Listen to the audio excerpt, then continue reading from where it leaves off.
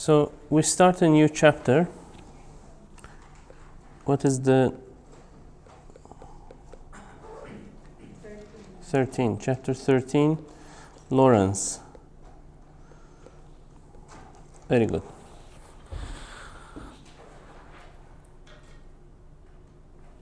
So we begin our study of chaos with Lorenz equations.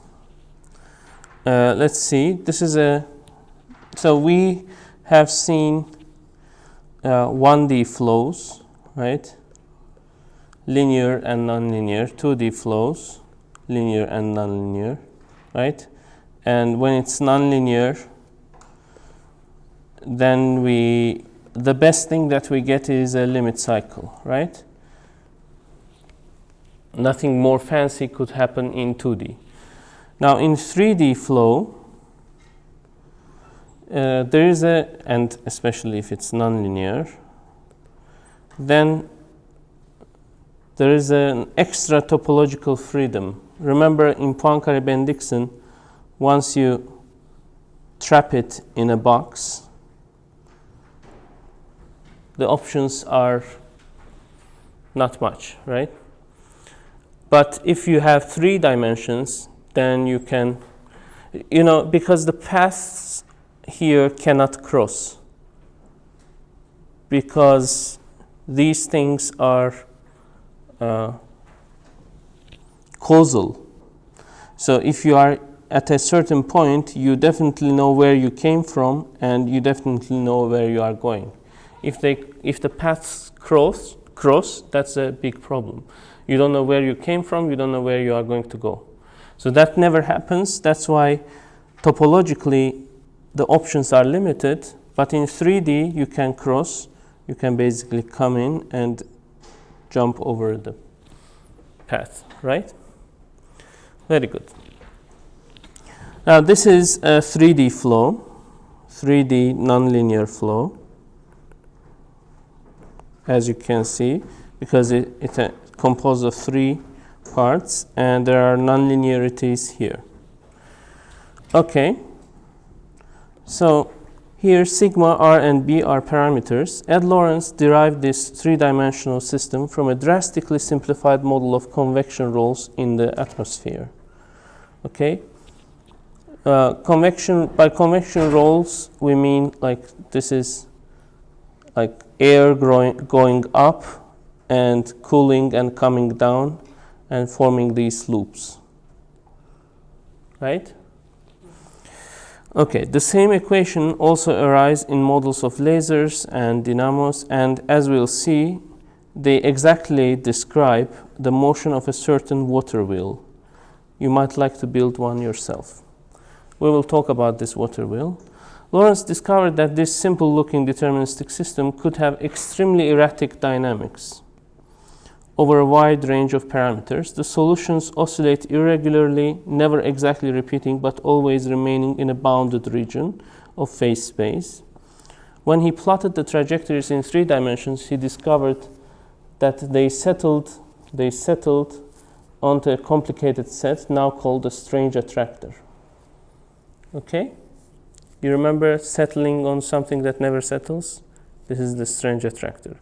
Unlike stable fixed points and limit cycles, the strange attractor is not a point or a curve or even a surface, it's a fractal with a fractional dimension between 2 and 3. We are actually going to get 2.05 for the Lorenz case because it's quite surface-like structure.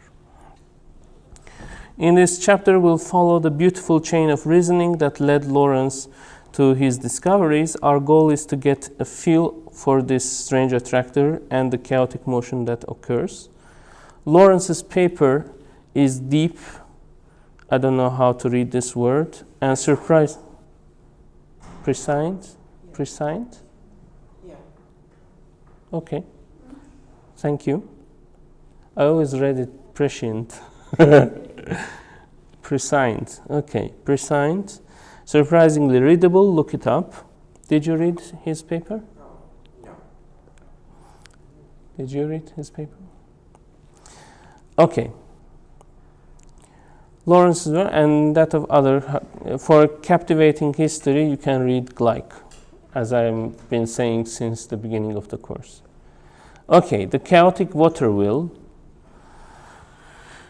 Guys at MIT did a simplest version of this. Anyone from Eskişehir here? No? Anyone who have been to Eskişehir? Yes, very good. Lots of people. There is a zoo there. Yes? Next to the zoo, there is a water wheel. Have you seen that? Yes. And it's exactly this water wheel. It has basically, water is poured steadily from the top. If the flow rate is too slow, so there are these cups, but leaky cups. They leak, okay? So if the flow is too slow, the top cups never fill up enough to overcome friction, so the water wheel remains motionless, this situation. Does it make sense? Yeah. For faster inflow, the top cup gets heavy enough to start the wheel turning. Eventually, the wheel settles into a steady rotation in one direction, like this. Can you imagine it? Yes? Yes. By symmetry, rotation in either direction is equally possible. The outcome depends on the initial conditions. By increasing the flow rate still further, we can destabilize the steady rotation. Then the motion becomes chaotic. The wheel rotates one way for a few turns. Then some of the cups get too full and the wheel doesn't have enough inertia to carry them over the top, so the wheel slows down and may even reverse its direction. Then it spins the other way for a while. The keeps changing. Spectators have been known to place bets on which way it will be turning after a minute. And this is a built one. Okay. And if you measure omega, it's like this. So it's turning one way. This is omega, this is speed. So it's like rotating like this. Then stops, rotates like this. But there's a rhythm to its velocity as well, okay? All right. Let's go to simple properties of the Lorenz equation. Do you have any questions at this point? Very good. In this section, we'll follow Lorenz's footstep. He took the analysis as far as possible using standard techniques, but at a certain stage, he found himself confronted with what seemed like a paradox. One by one, he eliminated all the known possibilities for the long-term behavior of the system. He showed that in a certain range of parameters, there could be no stable fixed points, no stable limit cycles, yet he also proved that all trajectories remained confined to a bounded region and are eventually attracted to a set of zero volume. So this is a bit important. What do we mean by volume here? It's a volume in phase space. It's not a volume as we know it. Like, let me give you an example. If you have a dissipationless system, like, for example, harmonic oscillator, you start from here, you go like this. You start from here, you go like this, right? So if you start from everywhere, like if your initial conditions are all these points, right, they will just rotate and the volume will be conserved. In this case, the area will be conserved. All the initial points revolving, that's actually one of the important findings of classical mechanics, right? No information loss. Now, if the harmonic oscillator has dissipation, okay, then you know that if you start from here, it falls down here, right? So if you start with all the initial points, it will rotate and shrink to zero volume, okay? Is Lorenz equation, are Lorenz equations dissipative? Yes, because you can see x dot minus x, y dot minus y, etc.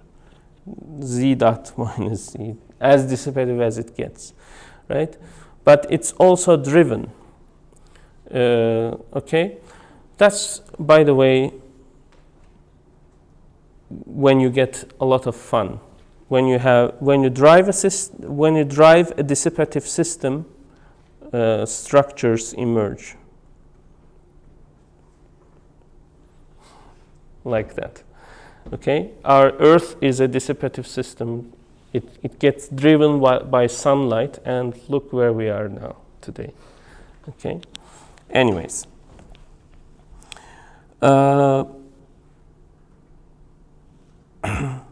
So what could be that set? How can the trajectory move on to it?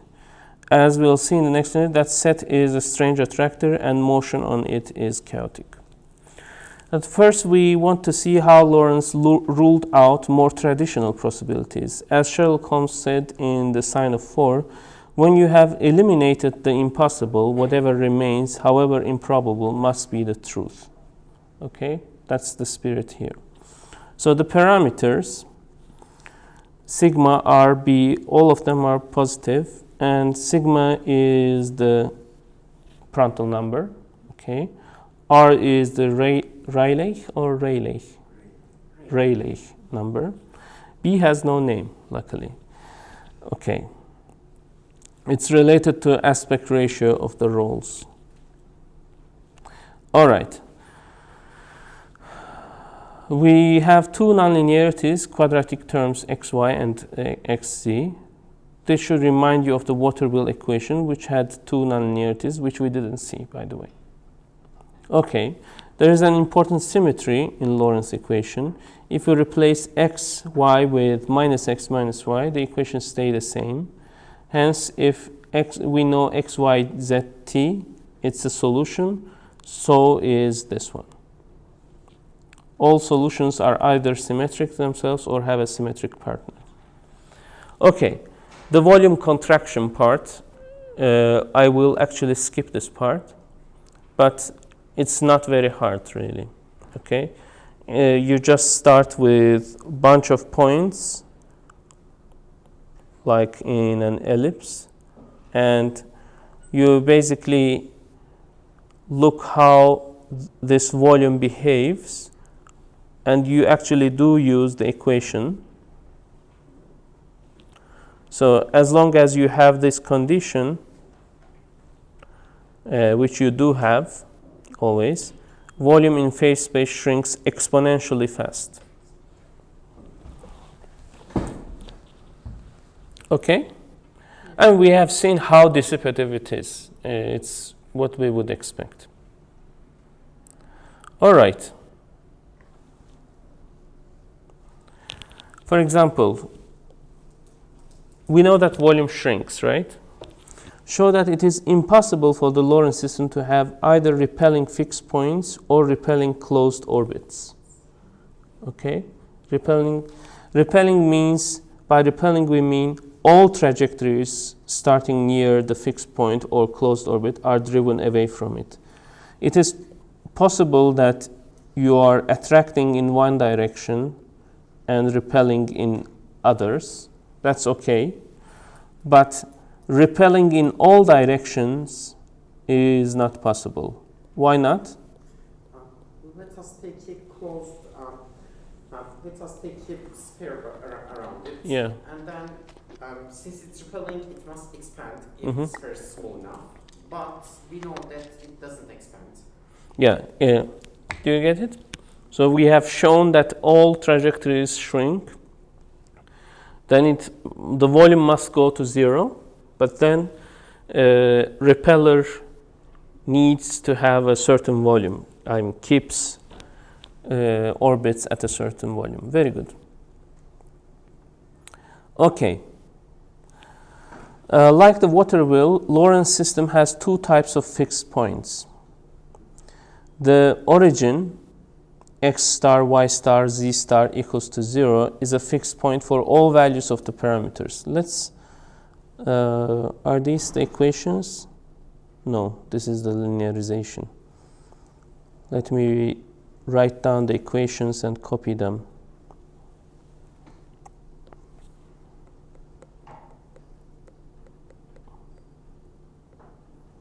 Y minus x, y dot equals rx minus y minus xz, and z dot is xy minus bz. So I'm going to take these ones, cut them, and paste them here. Okay, so y x star, y star, z star 0, 0, 0 is a fixed point because this one becomes 0, right? Y and x are 0. This one becomes 0 and this one becomes 0. Okay, it is like the motionless state of the water wheel. For r greater than 1, there is also a symmetric pair of fixed points, x star, y star plus minus b times r minus 1. I wonder if we can figure it out. Probably not. At least let me tell you, like x equals to y makes this one 0, right? If x is equal to y, I think we can figure it out, but do we want to? Yeah. We have xz equals r1, r minus 1xz. Then r equals minus 1, and then to last equation we say x squared equals b times r minus 1. X squared minus to 0, right? Yeah. So these are the two equations, and you can solve them, and you will get these. You got them, right? Yeah. Okay. I trust you. Lorenz called them C plus and C minus. They represent left or right turning convection rolls, analogous to steady rotations of the water wheel. Can rotate like this or like this. These are the two things. As you approach 1, C star, C plus and C minus coalesce with the origin in a pitchfork bifurcation. I hope it makes sense so far to you. Yeah. Does it? Let's look at the linear stability of the origin. So, the linearization of the origin yields these equations. Can we see why? We neglected the non-linear terms. Yeah, because it's at the origin, so these guys are 0. Does it make sense? Very good. And the equation for z is decoupled because this is gone, so it's just z hanging in there for itself. So the other two directions are governed by this system, which you can solve by now, right? Do you remember the previous chapters? This chapter is like that. All previous chapters are coming back. You are unhappy. No? You are no longer unhappy. You are happy. So, the trace is this, which is negative. Do you remember what happens when trace is negative? And determinant is this. If r is greater than 1, the origin is a saddle point because delta is less than 0. Note that there is a new type of saddle for us since the full system is three-dimensional. Okay?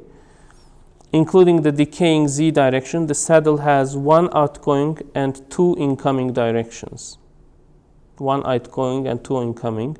If r is less than 1, all directions are incoming and the origin is a sink. So for r less than 1, no matter where you start in x, y, z, x, y, z, right? No matter where you start, you are going to fall into the origin, okay? If r is greater than 1, then you are pulling in one direction, repelling in the other. Actually, origin is globally stable for r less than 1, which is shown here, okay, with some algebra. Very good. Bravo. Okay? Are you still with me? So far, what happened? We investigated the origin. How about this C star and C? I keep saying C plus and C minus. Stability of C plus and C minus. Now suppose R greater than 1, so that C plus and C minus exist. The calculation of their stability is left as an exercise, thank God.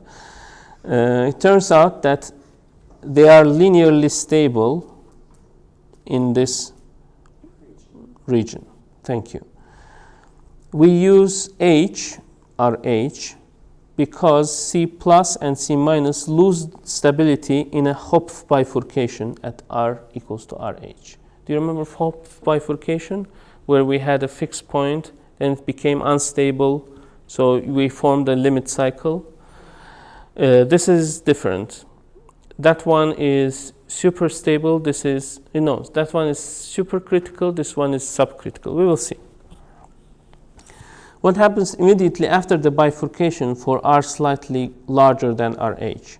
You might suppose that C plus and C minus would each be surrounded by a small stable limit cycle.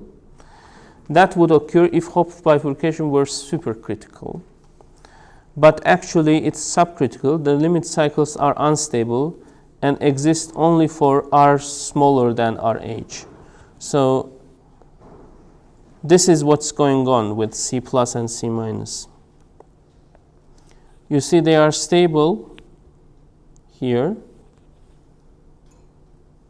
okay? And they are surrounded by an unstable cycle. Before, what we had is a stable fixed point, then it becomes unstable, surrounded by a stable limit cycle. Remember in glycolysis equation, this is the other way around, okay? So, no country for old men, right? Where to go? Let's see. Here is the intuitive picture for, okay. Is this, the fixed point is stable, which is encircled by a saddle cycle. Do you see? The trajectories are approaching C star from sides while being repelled by this saddle cycle. Okay, very good. So for R greater than RH, trajectory must fly away to a distant attractor. But what can it be? A partial bifurcation diagram shows results so far, which we discussed already. Could it be that all trajectories are repelled out to infinity? No, we can prove that all trajectories eventually enter and remain in a certain large ellipsoid exercise. Okay. Could there be some stable limit cycles that we are unaware of? Possibly. But Lorenz gave a persuasive argument that R slightly greater than RH, any limit cycles would have to be unstable. Okay. Still with me? So, the trajectories must have a bizarre kind of long-term behavior, like balls in a pinball machine. They are repelled from one unstable object after another. At the same time, they are confined to a bounded set of zero volume, yet they manage to move on this set forever without intersecting themselves or others. What's going on?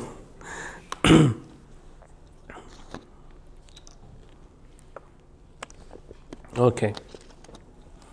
Lorenz used numerical integration to see what the trajectories would do in the long run. He studied particular case. This value of R is just past the Hopf bifurcation because RH is this one. So 28 is enough to be on the safe side. So he knew that something strange had to occur. Of course, strange things could occur for another reason.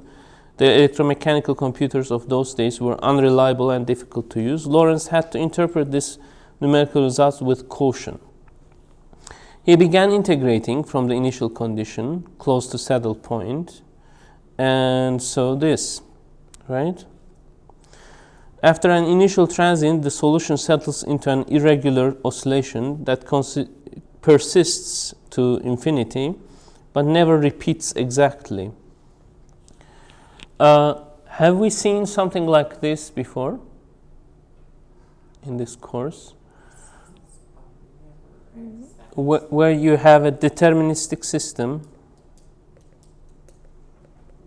but it never repeats itself. I think we had some kind of an oscillator that mimicked the harmonic oscillator, but not exactly. How about maps? Do you remember logistic map? Yeah. In the chaotic region? Maybe I didn't make that point very clear, but if you are in chaotic region in logistic map, although you have a deterministic system, you know everything about the system, but it keeps, and it's inside a certain values, 0 and 1, but it never repeats itself, right? It goes on forever. So somewhere there must be a connection. The motion is aperiodic. I think that was the title of Lorenz's paper, Deterministic Aperiodic something. Deterministic non-periodic flow, 28,000 times cited. Okay, not aperiodic, non-periodic. Okay. Lorenz discovered what a wonderful structure that a wonderful structure emerged if the solution is visualized as a trajectory in phase space. So we are looking at xz direction now, xz plane, and we get this butterfly, right? You might be thinking, oh, it's crossing, but it's not, because we have a third dimension, right?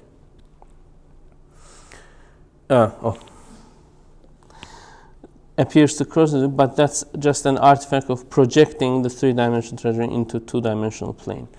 Let's see this for ourselves. Okay. These are the okay, let me make this one bigger.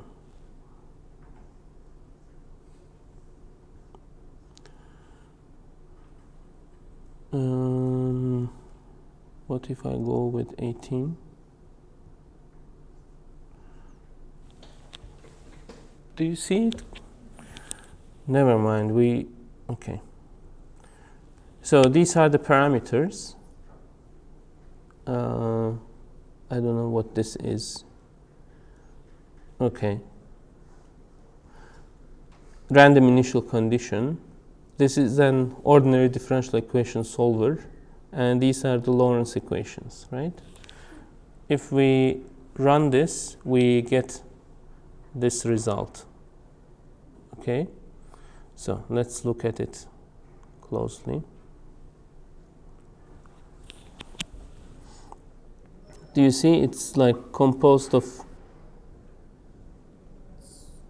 two planes that merge into each other?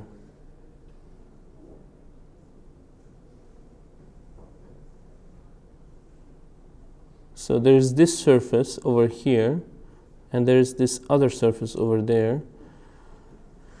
This surface enters that surface, but then it comes back and enters itself. So that's, again, self-reference, right? That's where we get all this fun stuff. When you stretch something, bend it, put it back, stretch again, bend it, put it back, etc. That's the strange attractor.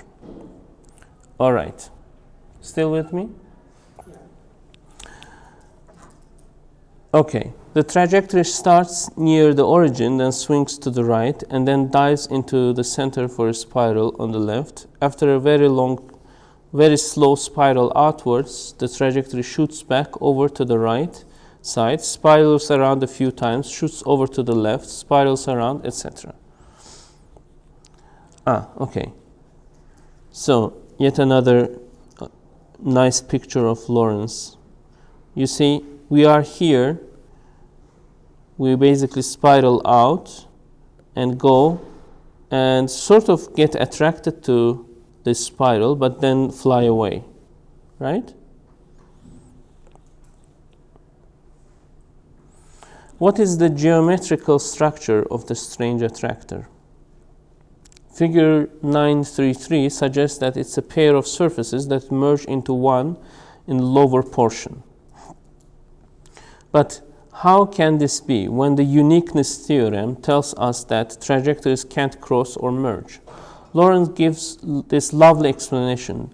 The two surfaces only appear to merge. The illusion is caused by the strong volume contraction of the flow and insufficient numerical solution. But watch where that idea leads him. I think this is from his paper directly. It would seem then that the two surfaces merely appear to merge and remain distinct surfaces.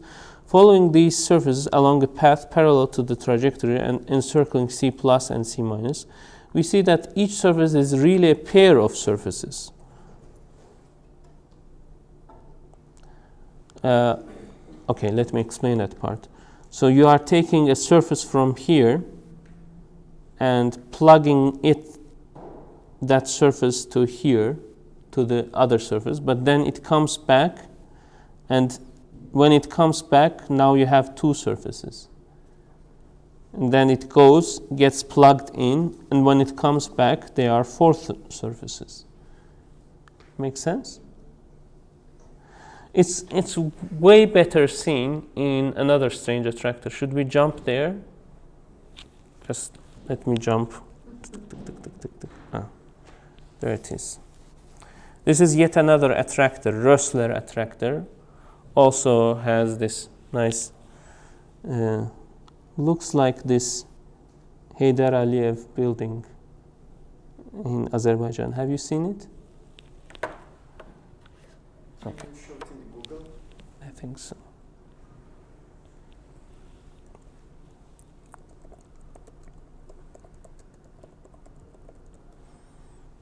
Yeah.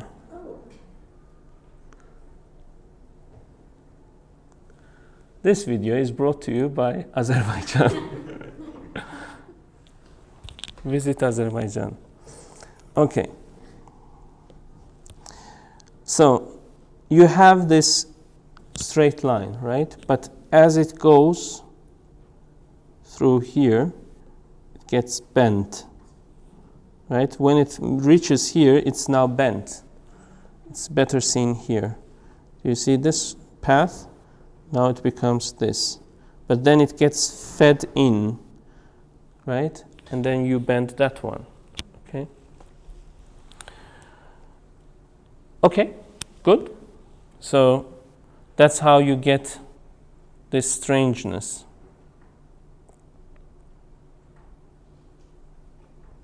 All right.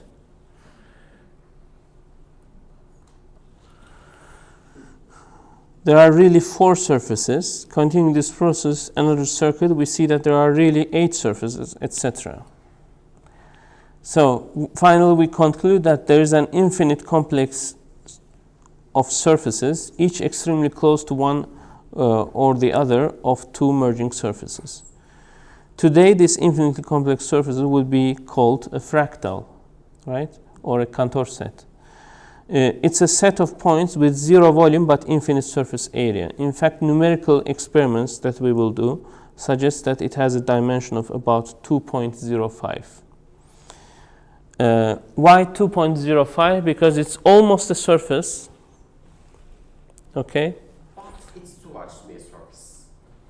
But it bulges out to the third dimension, because if it remains perfectly surface, it needs to cross itself. Okay, How are we doing?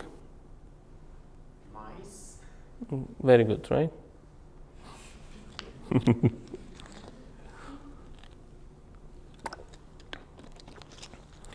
So the motion of the attractors exhibits sensitive dependence on initial conditions. This means that two trajectories starting very close will rapidly diverge. Okay? Blah, blah, blah. Let's make these ideas more precise. Suppose that we let the transients decay so that the trajectory is on the attractor. We are already on the attractor. Suppose xt is a point on the attractor at time t, and consider a nearby point xt plus delta t, where delta is a tiny separation, okay, and we start with 10 to the minus 15. Now watch how delta t grows. In numerical studies of Lorenz attractor, one finds that it grows exponentially, and lambda is 0.9. So, do you remember what this lambda was?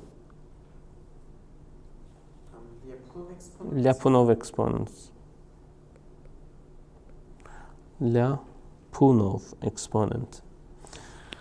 Let's go to, Lyapunov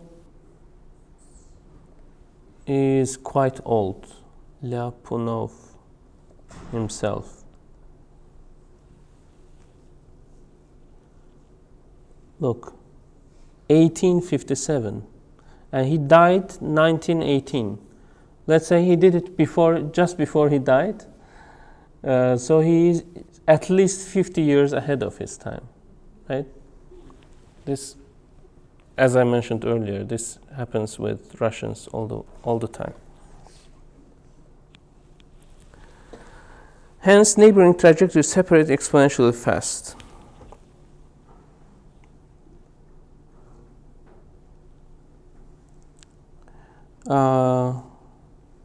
Yeah, you can get a Lyapunov exponent for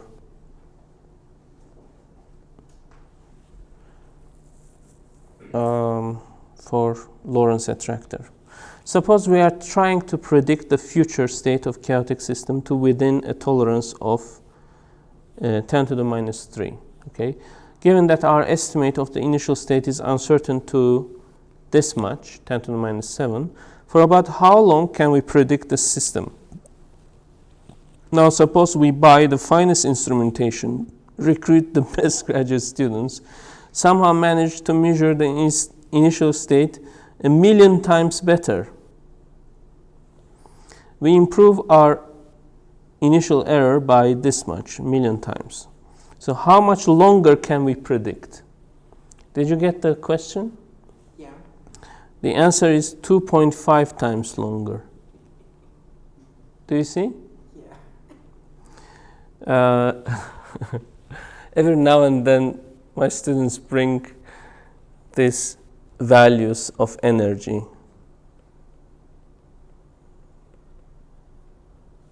And, we don't care after this point, but sometimes we do. I was also wrong in this respect, but let me tell a joke that I stole from Özgür Oktel about significant figures. Ready?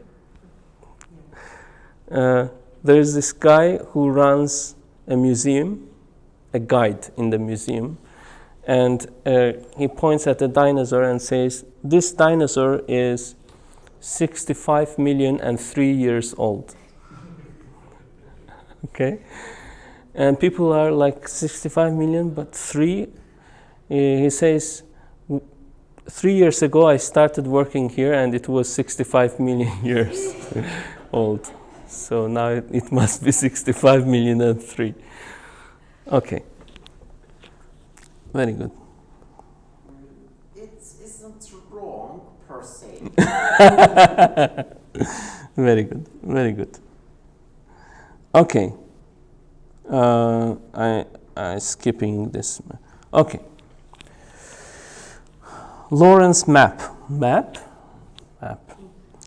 Lorenz found a beautiful way to analyze the dynamics of his strange attractor. He directs our attention to a particular view of the attractor, like ZY direction. This is still the same paper. We are following that paper. The trajectories apparently leaves one spiral only after exceeding some critical distance from the center. Moreover, the extent to which this distance is exceeded appears to determine the point at which the next spiral is entered. So he realizes that, okay, where are we? We are here, right? Like, it's hard to follow these lines. So where do you exit from here decides where you enter here. Okay? So there is some kind of a mapping. This in turn determines the number of the circuits to be executed before changing spirals again. It therefore seems that some single feature of a given circuit should predict the same feature of the following circuit. So the single feature that he focuses is Zn, nth local maximum of Z. By the way, I think before we go here, we can look at another code here. So this code starts with, we are here changing R slowly so that you see how we arrive at Lorenz system. So at the beginning, R is small. I think we missed already something, so let me just put it here and run it again. So R smaller than 1, you see all trajectories go here, right? Right when it moves past 1, the center becomes unstable, and the other two are stable now. And as you can see, we keep reaching those 2 points, C plus and C minus. Okay? Let it rotate. We will see these C plus and C minus lose their stability once we hit 24. Are we too far away, and do you want to start? It's fun? Okay. You see, the more close we get to RH, the more slower this approach becomes.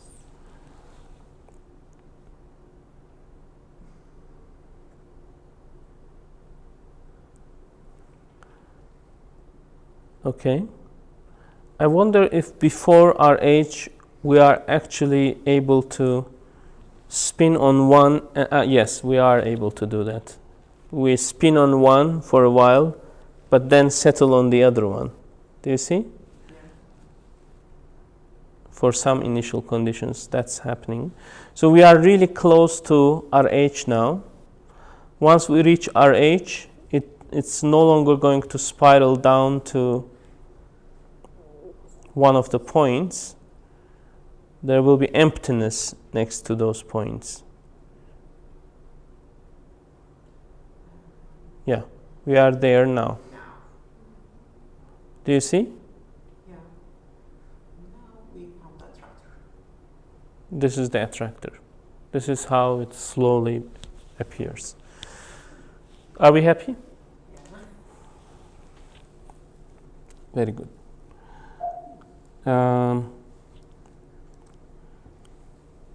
Also, another program. We watch this one as well. Then we start with Lorenz map next time, because it's a lot of fun. You should be fresh for it. This is for the sensitive initial conditions. I start with 2 points. Only one of them is 10 to the minus 6 away from the other. I hope you can see that here. Okay, it's both. Oops.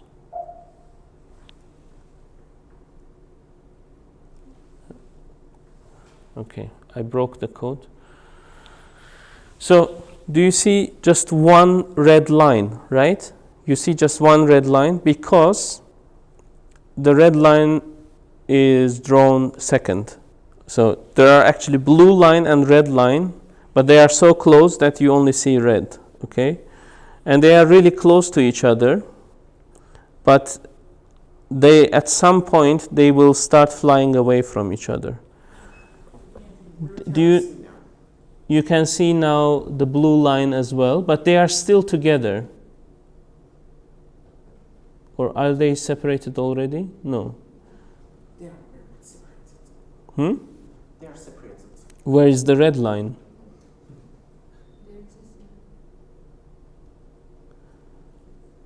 Okay. At some point we will see both of them. I think they are not separated yet. It's just now they are separated. Do you see them? Where is the red line? Okay. It's over. Okay. I think we should make the memory of the system smaller.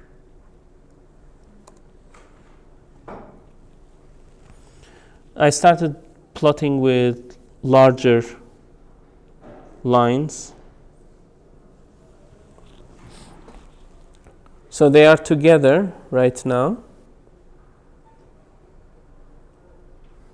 I think it would be better if we just draw dots instead of the line.